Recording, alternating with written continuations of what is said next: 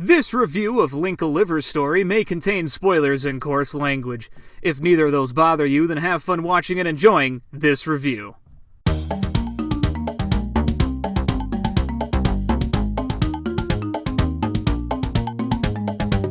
There's no denying that this game has a stupid freaking name, but Linkle Liver's story is certainly a game worth talking about.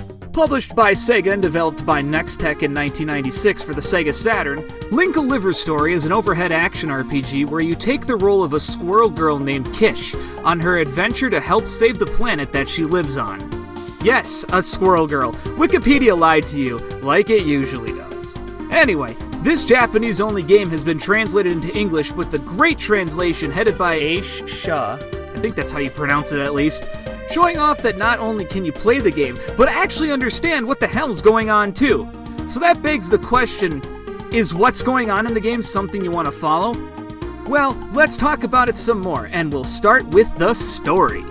You take the role of Kish as you start your day trying to find your master, Chief, only to find out that someone from the land of the four seasons, Puchimuku...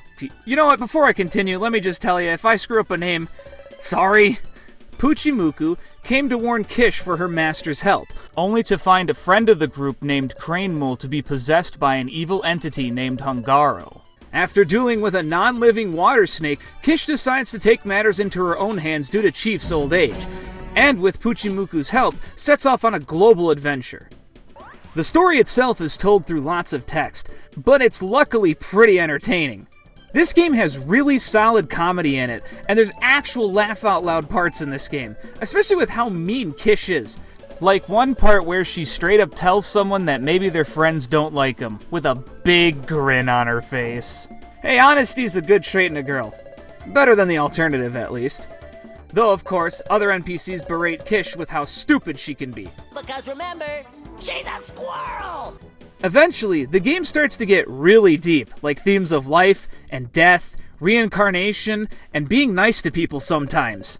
There's a really wacky part where a mom duck can't hatch her eggs due to the fact that nothing can be born as the game develops. It's a hilarious situation. It's like pausing a movie, but the characters are self-aware. However, one thing that's stupid is that there's no talk button. You run up to characters to talk to them. That means if you're within talking distance, you'll just automatically talk. It's extremely annoying in certain parts of the game. Like a village where you always have to talk to this mole. Every single time you're there! The gameplay for Linkle Liver's story is something pretty familiar. Have you ever played Zelda or Nextech's previous game, Crusader Ascenti? You've played pussy shit compared to Linkle Liver's story. Our heroine Kish has some cool abilities, like moving and jumping, and also has a health bar. Get this too, you even have items that you can use to heal yourself or escape dungeons. Groundbreaking, I know. But there's good mechanics like dashing where you move tons faster with a nice momentum feel to it. And attacking, where you have a variety of weapons to choose from. 7 in fact, but we're talking about those later. If you hold the attack button down, Puchimuku can turn into a magical attack that has unique effects based on the weapon you have, which again, I'll get into. But she also has a rolling attack if you're dashing and hit the attack button. Yeah, it's just like Sonic, it is. And my favorite ability of hers is the ability to spin around to deflect projectiles. Yeah, that's right, that squirrel tail of hers really does deflect projectiles. As you defeat enemies, they drop things called pearls, which I call by the better name of Juju Juice. And you can use these to get new weapons in the game. Besides just weapons, you can also use Juju Juice to increase your health as special plants. While there's no real level up system, you can level up seeds as you progress in the game, which I'll also get to as well. Trust me, the explanation for this is huge. But the main gimmick of the game is that you have cool weapons and you can attack enemies of different colors to do different damage to them. If you hit them with an element of their affinity, they may have a very mild reaction. Hit them with something they're neutral to, you'll get neutral damage. Hit them with the opposite of their elemental affinity, absolute fucking destruction. For everything, including bosses. This color system is super cool, but it has the obvious downside of, well, if you're fucking colorblind. I'm not one to bitch about disabilities in games, though this one is pretty noticeable. Mainly because the color that is for Earth is green, and the color for wind is yellow. Wow, look at that. Polar opposites are the most common type of colorblindness in the world. But this mechanic only becomes more prominent as the game progresses, so you may find workarounds, or you may not. Or whatever, you can just complain. One of the coolest and most unique systems in this game is the seasonal weapon system. While you need a gigantic IQ to understand the mechanics, I'll guide you through it, I promise. There's 3 plants that are arranged in a Venn diagram with attack, range, and speed as the main attributes. Depending on where you plant the Juju Juice you collected from defeating enemies results in a different weapon that fits the criterias. The Juju Juice turns into a variety of weapons, with 7 total, including swords, rods, spears, and my personal favorite, the axe. Sometimes you need something fast and it hits hard, and damn if that ain't my style. You should know that already if you bought my game. So that's one layer. The second layer are the seeds. While Juju Juice is used to make the weapons, the plant seeds lead to the creation of new weapons that have elemental properties. These properties can be used on enemies of certain colors to do significantly more damage, along with the seeds being leveled up the more you have from finding them in the game. This starts out with water, wind, earth, and fire seeds. But this is later expanded near the end of the game with light and dark seeds, no relation to the game. Both of these seeds are good at saying fuck the rules and being super good against any stupid color. So you folks that can't read this meme will love these. Depending on the seed level, as you plant a new one, it costs 50 Juju Juice per level. Now I know your brain is already massive and it understands this, but now it's about where you even plant the seeds that cause other effects. Due to the area you plant these in being called the Lands of 4 Seasons, the next power is a tribute to seasonal, which is spring, summer, fall, and winter as them. These add different effects with Poochie Doochie, when you fire him at enemies and change the magical effects that you have depending on the weapons that you have equipped. But not only that, it also makes it so that you can do magical effects yourself. For example, the spring magic, which makes you do an attack spell based on the seed that your weapon has, and the fall magic basically giving you a devil trigger. Okay, yeah, there's a lot to process with this system, but it's a really fucking cool system. Being able to mix and match like a big-brained motherfucker feels really good. I'm sure your massive brains can understand this system now when you realize that each seasonal garden has 7 weapons, with 6 different types of seeds, leading to 42 possible weapons a garden, which leads to 168 different weapons total. In a literal sense. Obviously, the weapons are the same no matter the seed or where you plant it, but they have slightly different properties. This whole system is really cool, and is paced excellently in the story. By the time you understand all the nuances of it, you'll have access to all 4 gardens and 4 seeds to take advantage of your newfound knowledge. What's a good thing to take advantage of that entire system? Well, bosses, of course, and there's a lot of cool and unique bosses in this game. When you first start out, bosses simply take whatever damage for whatever weapon you have, but as you unlock more seeds and more gardens, you get bosses of different colors to take advantage of the weakness system. That means bosses become a match of absolute destruction, and some having phases where the weapon needs to be switched and adjusting your playstyle accordingly. One boss in particular has yellow energy tubes and you gotta hit them with green weapons, only for a second phase to happen where he's red and you gotta hit him with blue. That shit is fun, man. The only real issue is that as you get later in the game, some of the later bosses, the final boss included, become much more simple and stationary. To lose that and go back to the weaker bosses at the beginning, that really sucks. One thing that's extremely fun are the stages. Many of the encounters in this game feel genuinely charming. For instance, early in the game, Kish and Punchy Donkey have to get ingredients for a potion, and one of them is a lizard's tail. When you go to the stage, you have to break a bunch of rocks to find him. When you eventually do, he tells you that even though his tail will grow back, it'll hurt like hell, so he runs away from you anyway. So you have to keep finding this idiot under rocks, and it's just wonderful.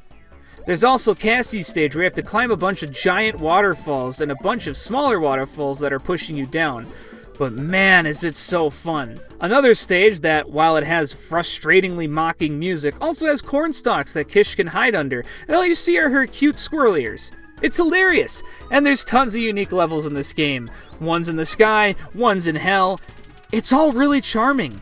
Some general concerns of criticism is that this game has a few areas of no return, and some of these said areas also have seeds in them, so you can easily miss better gear in one-way areas, especially if there's a timer that doesn't pause when you pick them up. This is thankfully only a feature in one part of the game. You also have a limit of how much Juju Juice you can hold at a time, maxing out at 999. This makes the game have a wasted XP feeling, where picking up the shiny dopamine risers don't really mean anything. That, and with that cap, you can only make 5 level 4 weapons at a time, which, if you want to be economical, means planting some other strange weapons to leave room for Juju Juice to collect. In regards to the art, this is a strange situation I find myself in. Look, I get it, Saturn fans. You don't get to talk about the pretty games in your console, mainly because you keep talking about the same 5 titles. This, however, is pushing it as a really pretty game. While the animation is okay, there's still some lazy stuff, like how Kish's attack animations are interspersed with other hand animations.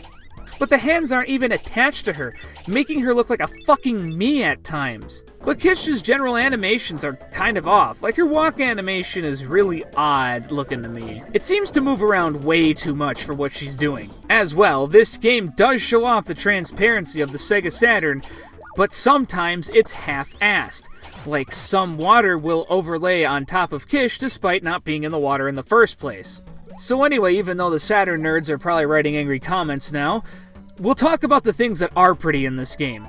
The intermixing of 2D and 3D elements is really well done. Seeing the perspective work on 3D objects is really pleasant and adds a lot of depth to this game. There's also some cool scaling effects, like how Kish's jump animation has her scale larger, as if she's coming into the screen. There's also minor animation details that are wonderful, like how Kish's idle animation is much faster if she got out of a run, only to slow down ever so slightly the more she stands still, as if calming down. There's other cute animation details, like how her ears poke out of the corn stalks, like I already said, and the clouds cascading on the water in the starting area, but overall, and importantly, this game is still pretty, but some of Kish's basic animations look dumb. The audio is a different Linkle story altogether. This game's music comes right off of the Saturn's built-in stuff, so it's no crazy CD music nonsense all other companies were pushing back then. But that also means that it loops seamlessly, since we couldn't really figure out how to do that with CD music yet. But guess what? The music's freaking great. There's so many outstanding songs in this game, and the most important feature in them is the bass line. This game sounds funky as fuck, and that definitely helps make the game way more in your face than previously thought.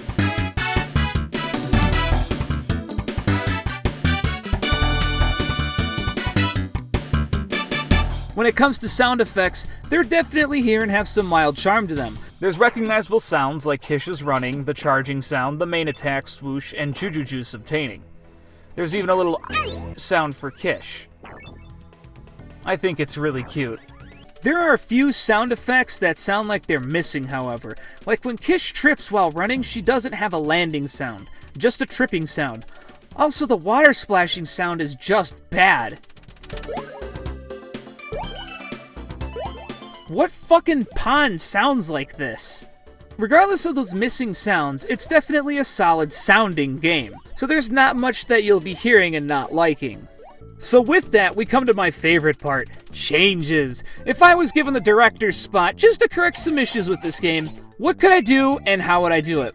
Well, the easiest thing for sure is to make sure there's no upper limit, or at least a very high limit to how much Juju Juice you can hold. Having a cap at 999 when the game doesn't have any way to save those aside from using it to create weapons creates a weird tension of not wanting to lose all the Juju Juice you found. Having it at least go into the thousands place would help alleviate some of that anxiety. It could easily fit under the HUD where it normally is. Secondly, I would have some reminders in-game about what planting stuff does in the actual seasonal gardens. Having an NPC say, hey, consult the manual is a cop-out for making NPCs that could tell you what to do. So, like the flowers in the spring garden, I'd have flower NPCs representing the areas to remind the players what effects they'd get planting a seed here. Another little issue are general controls. Despite there being a lot more moves at your disposal, X and Y aren't used on the Saturn pad, and walking into people to talk to them is annoying, especially if you're revisiting stages and bump into something close by. The easiest way to change this is to make X and Y be dash and talk respectively. Though I'd switch Z's item usage to be X instead due to jumping being the C button. So it's easy to hold Z and then tap jump with the middle of your thumb. At least I'd find that more convenient. The point is these controls just need a touch of refinement, and those two unused buttons irk me. So giving them a use would be the most beneficial thing. Another bigger thing is making some bosses not suck complete dick. Near the end of the game, the bosses get a little less enjoyable or become cakewalks. The fish boss in the coral reef is a gigantic stupid waste of time, so having a fish be more aggressive would be a step up, but also having it change colors would be the largest step up. The final boss also having one phase with regenerating health isn't cool either. Having Hungaro instead have some other phases, like actually use his big meaty claws, wouldn't hurt. Like, the whole fight feels really good for a first phase, but having it transition into a bigger, meaner second phase with really big, meaty claws, I'd be all over that. Now, the biggest change for sure is colorblind options. Yeah, colored enemies react to different colored things. Not too difficult of a change if you can just make all the colors respond to a universal system. An easy way to implement that is in the options, where there would be a colorblind mode for enemy types, so people can change the color themselves to be something they would recognize, like changing the yellow of wind enemies to be white, for example. Some lesser problems that should be worked on are Kish's animations. I think her jogging animation could be toned down and made a little less stupid as fuck. Same with the weapons, adding some more unique sprites instead of me hands would do miles better. Along with fixing some bugs like how the foreshortening on the axe when looking down left or down right is just kinda weird. I get that it's isometric, but it doesn't really look right. Another thing would be to add some missing sound effects. Like some sounds while landing after tripping wouldn't hurt, except it would hurt Kish, but that's about it. The other thing that's important is no more one-way item grabbing. That fire seed only being available in that collapsing ship segment? No thanks. I'll just move that somewhere else in the game world. And you know what? That's about all I'd change. The thing with Linkle Liver Story is that while Sega Saturn fans like to talk about its art and animation, I find those to be the weakest aspects of the game. It's fast-paced, hilarious, and has great music. And while it has nice graphics, it's nothing insanely good like, say, Sonic R or KO Flying Squadron 2 or Dead or Alive. I suppose my take is that I was lured in with different promises, but came out enjoying the game for the less spoken about aspects of it. You'll find a game that's really, really good here. And while it has its faults, it's hilarious, action-packed, and a little thought-provoking, but it makes you feel good inside. If that wasn't obvious enough, I definitely recommend this game despite some minor flaws. Linkle Liver Story is really fun, and if it looks like something up your alley, you'd love it. While you're either waiting for your totally legal CD image of the game to download, or your secondhand purchase from eBay to arrive, you should check out my games, Necrolepsy, an action platformer on Steam, and Draco Blood, an action RPG I'm funding via Patreon. Both have demos, or in Draco Blood's case a prototype, and links to both of them will be in the description. Regardless, Linkle Liver Story is definitely a powerful game for everyone to check out, even if they're mildly interested. Except if you're colorblind. Yeah, good luck with that one.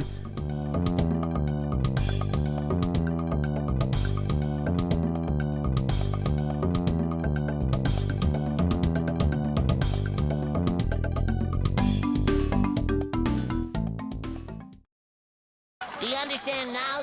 Huh? Do you?